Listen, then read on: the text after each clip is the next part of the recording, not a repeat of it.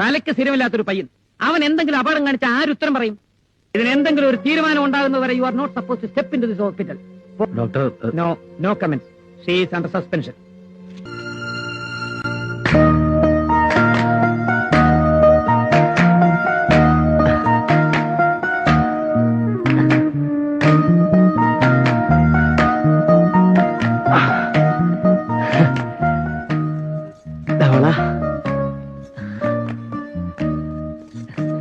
ചുവന്ന വെള്ളം ഒരിടത്തും കിട്ടിയില്ല.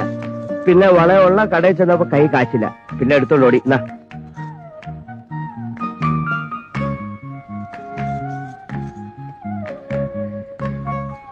വരൂ.